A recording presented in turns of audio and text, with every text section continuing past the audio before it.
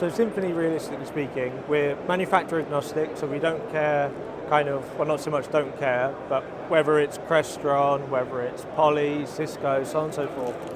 The way we look at it, as long as we can talk to the device, we have APIs available, we're able to communicate with that device, we'll do so. So we have what are called DAOs, or the Device Adapter Library. Those can be written by anyone, so it's kind of a good example here with you guys, kind of as a customer. Those DAOs can be written by us, our developers and our teams, but they can also be written by you guys. So if you guys have a device which is like really niche and only you guys have got deployed in a room, that doesn't mean Symphony can't support it. We can still support it by utilising those DAOs. And that means we can get a lot more coverage than what you'd see on other management platforms, because ultimately you guys have the freedom to make whatever you want. So that could be a coffee machine, for an example. If you wanted to and you had APIs for said coffee machine, you could onboard it in Symphony and utilise those. So as part of ISE, we have got a revamp of our UI. So I don't know if you saw what it looked like in 5 previously, but the idea was to make it as simple as possible, really kind of break down those barriers between too much data and too little. But quite easy to see, for example, with these widgets here, we have 73 devices which are up. We have 8 which are down and 7 with an API error. There's no questioning what that means or how it's determined.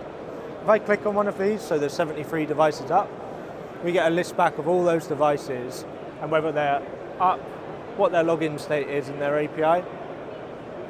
If I take this filter off, so we're seeing the whole list of devices, not just list up, and go to rooms instead, you get kind of more of an overview of what you'd expect to see on an account. So like with our lab environment here, we have 20 devices, all 20 which are up. 8 of them we can log into, 12 of them are unknown. That might be because login is not applicable, like with a controller. If we're talking through a controller to then talk to the devices, we don't need to log into those devices to monitor them. Likewise with API, it's not always relevant, so we won't show that. Clicking into this, and you'll start to see this room view. So this is kind of your bread and butter almost, where you'll see the devices in this room. And as you expect, in a room you have a mix of everything. So we've got displays, we've got codecs, we've got lights, quite literally a bit of each device and their state and what state they're in. At the top, similar to before, you can see our timeline here. If I want to see the 12 which are of an unknown state for login, if I click that, you'll see these are the ones which have unknown states for login. If any of these were red, we know they were having a problem logging in, but they don't. They're okay in the state they're at. What I do is I'm going to click on this display as an example to dive a bit deeper, and you'll see our view kind of remains consistent across. If I go to extended properties, this is where those APIs come in and that extra monitoring we can do. So I'll expand these out just as an example. And these will vary based on device model, manufacturer, what APIs exist, and what we can do from each device will differ. As we kind of scroll through, something like error status, simple monitoring, just being able to tell if a device is online or offline, won't help when it comes to, is the temperature too hot? For example, we had a customer who had a Polycom H2X device inside of a cabinet with the door shut. The device would overheat, turn itself off in the middle of a call, and they didn't know why. But by having something like the temperature be reported every minute and we poll that data, you can historically see the data increase, and it increase in temperature, gets too hot, turns itself off, plummets back down, turns back on. But that issue remained for months before Symphony was involved, because they assumed there was something wrong with the device, when in reality it was the conditions the device was in. Something like here where we see error status, temperature okay. If I click create trigger for this device, what we use is like a if this then that logic to determine when should we make a ticket, when should we, for example, run a workflow to try and resolve the problem. So if I go into here, and I'm going to select not equal as my operator, we'll add a critical event, or major let's say. So when error data, temperature, is not equal to okay, okay, there we go. We'll make a major ticket whenever it's not equal to okay. That took, what, a minute to add, even though I struggled to type okay? So once you've added that, that could be done at account level, location, room or device. So once it's added once, all of your models on this NEC display will use this trigger. So you can very quickly get complete coverage of kind of all these different possibilities which we're monitoring. Do you have any type of self-testing? Kind of self-healing or? Self-testing that you can schedule starting of the room automatically to run tests just to see the state of the room. So we have what we call workflows, and there's a few different types of workflows we have. We have action workflows. There's something which a technician or engineer could run. They will run through a series of actions and checks. So you could do that as like a testing workflow, test your top 10 most common issues and try and resolve them before you then begin to troubleshoot. You can also run those on timers. That's when we call it an automation workflow. Those could run at 6 a.m., turn the lights on, turn the screen on, turn the volume up, etc. We have healing workflows. Like when I was showing them with the trigger, you can start a workflow to start them, so they will run automatically based on a condition you guys set. So if temperature isn't okay, increase the fan speed. So what they look like can be as simple as this, which I like using this one as an example because, and you'll see on this side, whatever device triggered it, it'll restart it. And it's kind of, a joke really, turn it off and on again. But ultimately, if that saves someone going to the room and remotely switches it off and switches it back on, only then will we make a ticket if the issue still persists. So it gives that chance. I mean, I don't know how many times a year I turn on and off a device, but Symphony can do that for you.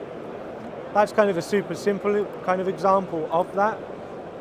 But if we go into something what's more advanced and what you would be more likely to see in kind of your situation, it's something a bit more like this, where you're doing those conditional checks to say, hey, I've tried turning this on, that hasn't worked, let's try turning something else, let's use the power supply or PDU or, really kind of drilling down. And these can go kind of endlessly. And the best part is when it comes to making these, and I'll move this away, if I click here, so this is the control device element, click on the screen, we know which devices are in this room because we're talking to them all. So if I press the SX80 and I select the properties, we know everything based on that API we can control. So you can see all of the different things you could build into this workflow. So you can imagine how much you can troubleshoot. Once you've built this workflow, you click run and it tests 100 things if you wanted it to. But it could also be as simple as reboot the device and set the volume to 50 if there's an audio issue. Or unmute the microphone if the microphone is detected audio input, but it's in a call and no one's speaking. Or you can really kind of build out anything you guys want. With all the data we get in Symphony, which we kind of, we're reaching out to these devices every minute, ultimately. That does change in some cases. For example, we have an integration to Crestron XIO. So when we talk to XIO, we don't do that every minute. There's, as you can imagine, a lot of data coming from XIO. If we reached out every minute, there's a lot of traffic there. But what we can do is if I go into the analytics, I'm just going to change this to the room details report. So we have some pre-built reports, which we kind of offer as part of Symphony. But inside of that, we have the ability to build your own reports. So any of the data in Symphony we expose, any of those extended properties you saw on that right-hand side, you can build your reports off the back of. But you can start to see that type of data. So is that the data there, is it possible to get that out with the API? Yeah. Sorry, you say with API? Not yet, but it's something which, funnily enough, I've had maybe 2 times already at the show, because we appreciate that based on what analytic engine you want to use, whether you want to use embedded analytics and so on and so forth, you might want to consume that data elsewhere. That's where the communication stopped on last time, because we need all the data that's collected, it has to be available for other. So this is just one part of the full IoT stack that we have on the campus. Okay. So when we collect info, we need to. So today it can be exported through CSV, but that's a manual process to take that data out. It's something we want to look into, because ultimately we appreciate embedded analytics aren't for everyone. And based on how you digest Symphony, if you decide to do like a private deployment, you would involve having your own BI server, running Logi Analytics, what we use on our back end. And therefore, having those APIs would mean that you guys could use whatever you want, ultimately, and take that into other platforms if you so wish. But today, at the moment, we are only using these embedded analytics. We do have, obviously, a lot of data in Symphony, to which from a device list view or room list view, etc. You could export out as well, but again, there's no API to do that today, so it is a manual process to export out. But we have seen a few customers do that when, for example, using the likes like Power BI, they'll export the data out, format it in Power BI, and then reuse that data accordingly. But it's something we're looking into. So. Just as one example, we also need like people counting solutions in the auditoriums. So we can use many of the triggers or sensors that are in the AV system. Yeah. And then we would also like to use that information to put it into the scheduling system and into all the other systems that also need this data. Out of curiosity, what scheduling system do you use? It's something internally made. Oh, okay, no worries. Okay, sure. It's not great. Oh. So one thing we do have, and I'll just briefly kind of show it, and when I was talking about DAOs and the device adapter library, we just seem to change the first letter with another letter, but we have scheduling adapter libraries. So like how I was saying with being able to, anyone can make a DAO ultimately, anyone could make a module for us to be able to talk to a device. We do the same for scheduling adapters as well. So even if you're using your own internal scheduling adapter or scheduling platform, that doesn't mean Symphony isn't able to talk to it, because you guys can create your own SAL SDK, and that way we could then integrate your internal platform just for you guys within Symphony. So again, you get everything in that one place. I see it says for the time being SDK is based on Java. Yes. Are you planning to make other languages available, like C#? So as we've been changing onto Platform 6 or UX 6, kind of our newest version, we're looking at what we can change on the back end and obviously how much time that's going to cost us. The SAL kind of SDKs and development hasn't been hugely popular because we already integrate with things like TMS, etc.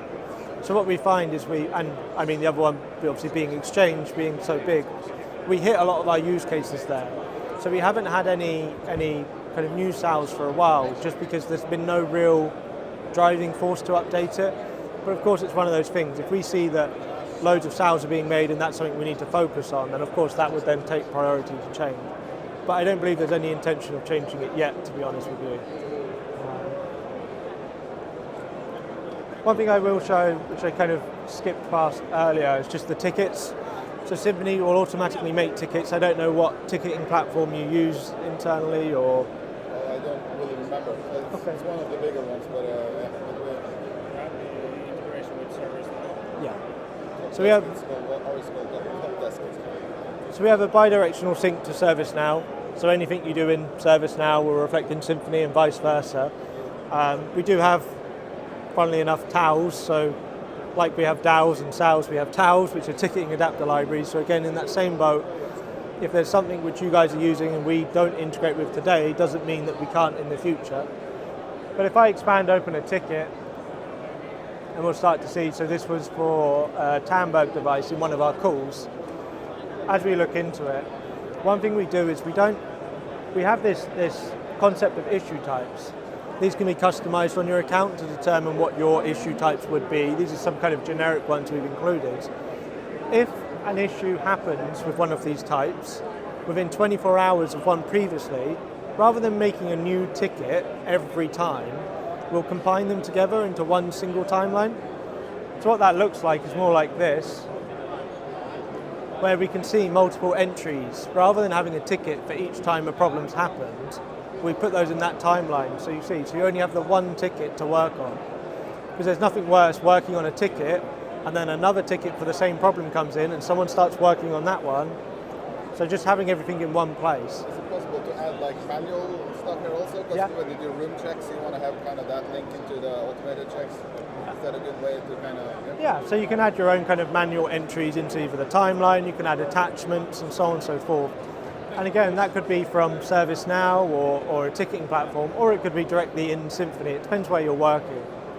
But as you can see, you could add your manual event here, and that will include on this timeline. This is the ServiceNow kind of integration piece. I'm not able to open it here because it hits our internal ServiceNow, but again, any ticket made in Symphony we send over to ServiceNow, and then any updates come back alongside that. Are there any asset storage, so we can kind of store all the documentation for the room. Is that a part of this system? So, funnily enough, and we do kind of go into kind of asset tracking almost. One thing we don't allow today is the uploading of files. That will come in our next release. And really speaking, the reason we've held off on doing it for so long is we don't know what to expect from customers and what they wanted to upload. So we originally speculated we were just going to allow kind of PowerPoint files, spreadsheets, and document files or something along those lines. But ultimately, kind of the world, it's different for each customer as to what they want to upload, etc. So we will allow it, and we're going to kind of add that at room level. So we have a section here for comments where you could add comments about your room. I've checked it on so-and-so a date, etc. But we'll also allow those attachments. We have a lot of different places where we store like drawings, we have pictures of the room, we then have the information of the room, what equipment is available, the features, and we're basically looking for a monitoring system that also could kind of handle assets and also drive internal pages where the teacher gets information what's actually in the room, the status of the room. So we have all information in one place. Yeah, so being able to upload them, so that's something we're looking on the next release. We do have kind of static information here. See, not all of these fields are filled out, but like contact for the room or contact for the whole location as a whole. Let's say if you onboarded your devices per campus, you might have a campus contact, but then an individual room contact as well. One other thing we have, which might be kind of relevant to you guys, we have the ability to do what we call certifying a room. And that really comes into this, technician goes in the room, make sure everything's fine, working, tested, and you certify the room. That gives it a little stamp on the list for you to say this room's been tested and certified by the person's name and a timestamp. But also you can configure when they expire. So let's say you want someone to check the rooms every 30 days. You certify the room, set the expiration date to 30 days, and after 30 days it changes to red and says, hey, no one's tested this room in 30 days. So you know as an engineer, this is where I need to go. These are the rooms which haven't been tested, so that you're kind of proactively monitoring it. The more likelihood is obviously not so much 30 days, or maybe it could be on a campus, but you can change that based at VIP rooms you're going to want to check more often than you would kind of more generic rooms. That pretty much covers most of it. I don't know if there were... Show them the marketplace for the drivers also. For the device adapters? At least last year you had a marketplace where all the drivers were? Yeah. Was it this one? Yeah, I think so. Yes. So anything we support on the C details, as you click on them and search through, you're able to kind of see. So the one kind of caveat to our marketplace currently is anything in here in these fields are things which we have personally tested with. So we've run our adapter and tested it. Now, for example, we have a Samsung adapter that covers Samsung's displays. I believe it's somewhere along the lines of like 2009 and onwards, like through Samsung MDC. Now that covers thousands of models, but obviously we don't have thousands of different models to test with. That doesn't mean we don't support it, it just means that we personally haven't tested it. We are going to change that in the future to be more kind of transparent and explain that because we have no way of saying we can do it, we just haven't yet, as opposed to saying we can't do it. Obviously they're two different things. So the drivers that you put in there is like a standard that all this information is in there? Is it some drivers that's just small information, some has a lot of information? It depends. If I go to, so a new one we've done recently was good PDUs, the power supply. I'm testing those currently. Yeah, so we just finished our adapter with them, and when this loads. Do you have power consumption also? You can kind of... Yeah, so what we can do is we determine data to either be static or historical. Historical data we keep every minute and we save it every minute. Static data we only save when it changes. But you can see some of the custom graphs we've made, so air temperature, air humidity, dew point, active power, apparent power, there's a lot of kind of data which we're pulling. Again, this could all be looked back historically, so if I go back to yesterday, you can see where we had the power drop. And the devices connected to this PDU, funnily enough, went offline because they all lost power. On top of that, we have these extended properties, so coming into where it changes from device to device. Good, as an example, has, I won't open all of these just because it will take a while, so I'll stop there. But you can sort of see, as we kind of scroll through it, there's, and again, all of these could have triggers against them, whether you wanted, if power port 1 goes offline, then create a ticket. All the meters, like, I think Cisco has about 250 properties. So, and you know, we have others which have less. Really depends on what APIs exist. Some adapters we have what we call adapter properties, which you can configure on the device to hide some, because we appreciate you might not be interested in network traffic. And if that doesn't interest you, so you can get to the data quicker, you can filter to see out of, for example, these groups here, which ones you care about, so that you see them quicker. Because you don't want to have to open this list of all of these, and I'll make this go a little bit faster. Yeah, so good. Yeah, you don't want to have to open all of those to find the one bit of data you're looking for. But I mean, if I expanded all those, I would be here for a while. But it depends. We try and do from a basic, when we release our adapters, so we can at least release them quickly, we always try and do reboot, because reboot's just super handy to have. And then we aim for about 5 to 10 roughly properties straight away. We'll get that version out, get it out to our customers, see what people think. And a lot of the time what happens is, for example, with you guys, you'll say, hey Jake, it would be really cool if we could do X, Y, and Z. So that I can then go to the manufacturer and say, hey, you don't have an API for this today, but I've got this customer using your product who wants to be able to do this. So we both have a mutual interest. Obviously, I want you guys to be able to get the most out of Symphony, and they want you to carry on using their product. So we all win by kind of working together to make those. And we have that good example with Poly. We had a customer who had their codec online, no one was using the room, they didn't know why. Someone had disconnected the touch panel from the codec. So no one could join any meetings, etc. without the touch panel. Well, we spoke to Poly, explained there was a gap where we needed to be able to cover that because we couldn't reach the touch panel directly.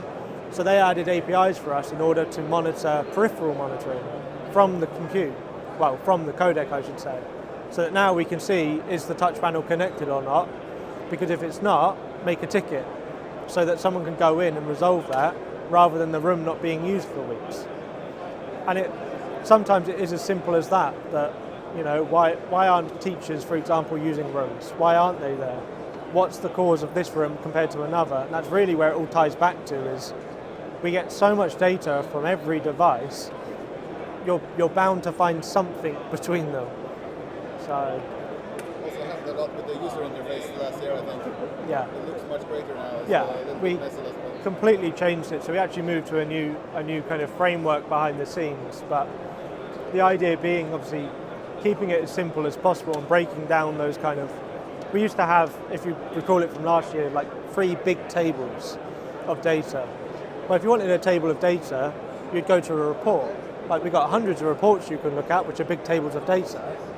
But if you're, let's say, on a campus and you configure your widgets to look at your devices, you should be able to take that out on a tablet and say, okay, all of them are up. I don't need to do anything. So prime example being with meetings, I think those numbers just changed. If I go to a meeting and we'll go to this IOC demo call, we're able to, and again, depending on how obviously you guys are using the rooms, etc. But even when it comes to meetings, if that's your focus, if you're a UCC engineer and you know, meetings is your bread and butter, your widget is going to look completely different to someone else's. And you'll have meeting widgets based on that, and maybe for against calls which have failed. Whereas an AV engineer might have something slightly different with devices up versus down. So you can really customize those based on, you know, what's to your kind of requirement, what you need. have work groups so you can log in the different, so the leaders can log in and see on the statistics, and the AV can have that. So everyone's widgets are based on, at the moment they're set user level, so you define them. But we're looking at applying that to a role. So based on your job title, for example, we'll predefine what widgets you have. So that isn't something we do today. At the moment you customize them yourself. But really speaking, like if I click on edit widget and add a new one, we're trying to keep it as simple as possible when it comes to adding them. But let's say you want to know which devices are in calls all the time. I mean, devices in a call, whether you want VIP or not, how we're monitoring them active. It's tight integration with Teams and Zoom, so it's like the first time I saw you guys, you can kind of start a test call with Zoom and Teams and stuff, make more and more started in the UC space, I think. Yeah, so Zoom we have an adapter for Zoom rooms. We're also able to sync meetings from like Exchange, for example, so any of the Zoom meetings and monitor them through there. Neat, not so much. Neat, we still have some, and I know it's not just us kind of in the market who are having issues. There isn't any APIs today for Neat. They have launched their Neat, I can't think what it's called. I'll tell you because I just had it open on my phone. Pulse.